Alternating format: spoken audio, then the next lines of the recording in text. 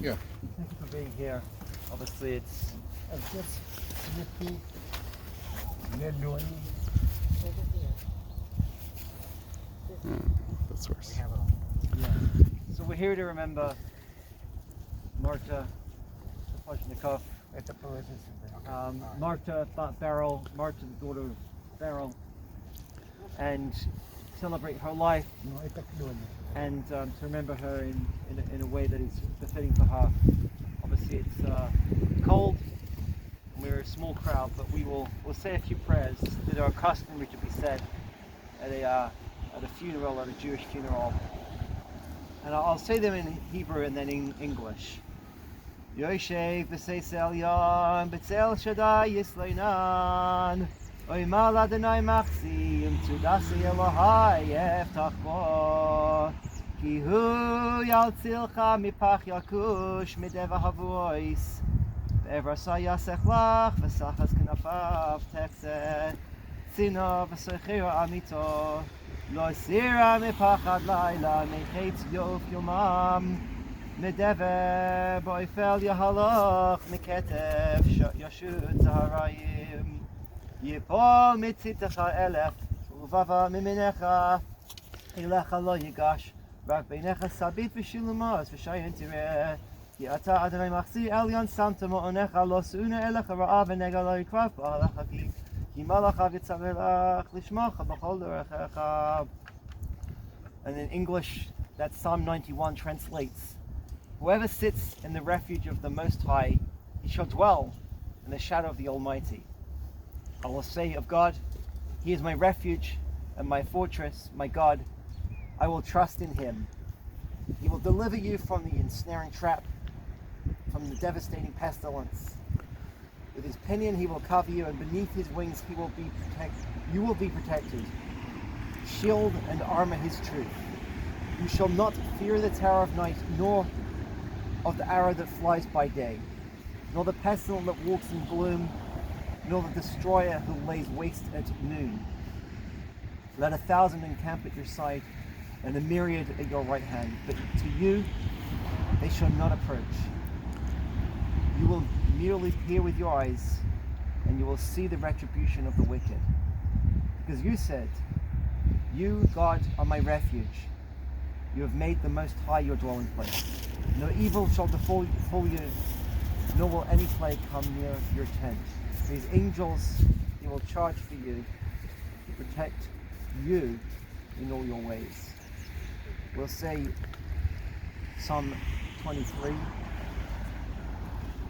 Mizmor David Adonai roi lo echsa binas deshe yarbitzeini al mei menuchos yenahaleni Nafshi yeshovev yancheni v'magli tzedek l'man shemo Gam ki yelech b'geit salmaves lo yirara ki ata imati Shiftecha umishantecha heima yenachamuni Tarach l'fanai shulcha neget tzarai Deshanti v'shemi rashi koisi revaya Ach toy v'chesed yudefuni kol yemei chayai v'shavti b'beis neikot lo yirech yomim. A psalm by David. God is my shepherd, I shall not lack. In lush meadows He lays me down. Beside tranquil waters He leads me. He restores my soul. He leads me on paths of justice for His name's sake. Though I walk in the valley, overshadowed by death, I will fear no evil, for you are with me. Your rod and your staff, they comfort me. You prepare a table before me in view of my tormentors. You anointed my head with oil, my cup overflows. May only goodness and kindness pursue me all the days of my life, and I shall dwell in the house of God for long days. We'll share some words. I spoke with Maria last night, and if anybody else wants to say something after me, please feel free to do so. But I understand that Maria lived a full life. Marta lived a full life, and a not always an easy life. She was born in a war-ravaged Ukraine, and her family fled to Kazakhstan, is that correct? Yes. For 3 years, till where thank God they were able to flee at the in one night. They were able to get out in the quiet of the night and make it across the border to relative safety for a few years till the end of the war, where they did return back to Kiev before later coming to America.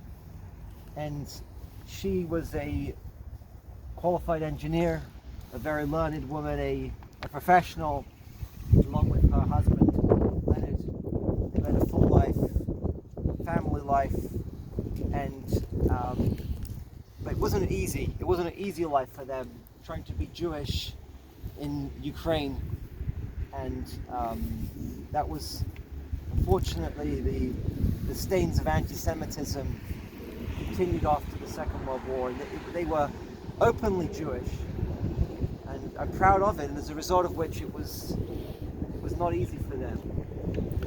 Tell me if I'm wrong, but this is what Maria told me. It was not easy for them to live in the way that they wanted, with all the freedoms that others perhaps enjoyed in that society.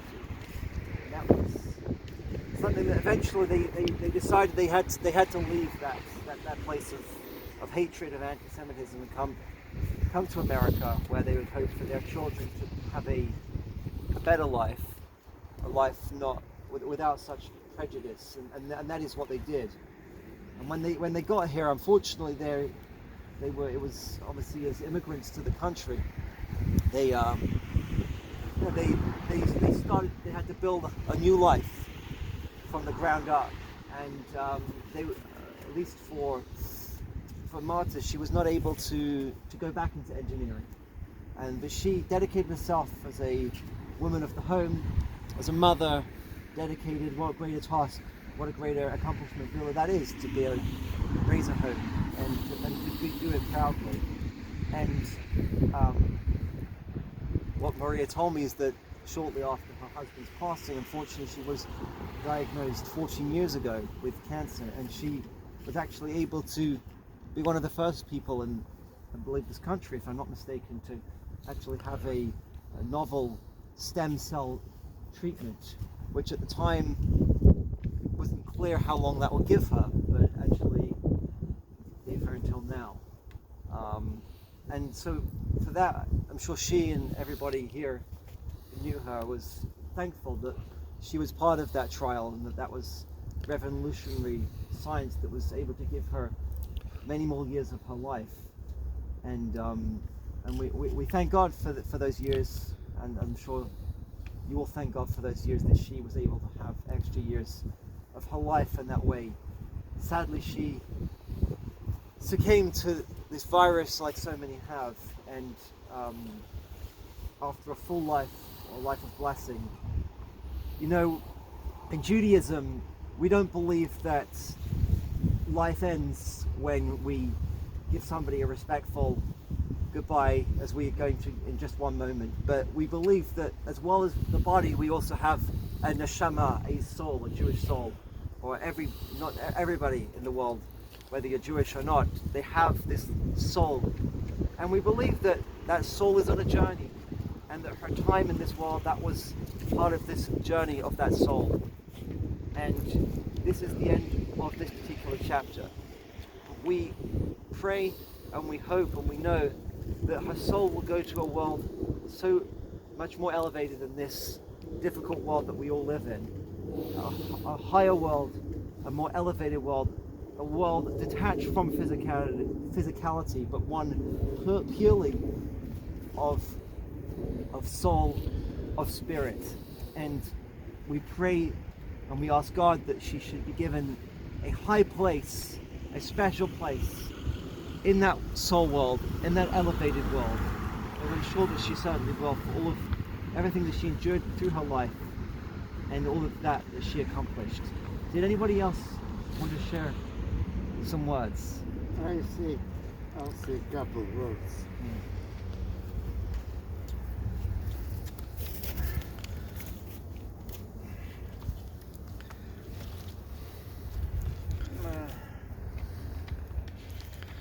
I was thinking again this night. I I would like to remind her to just to say it again.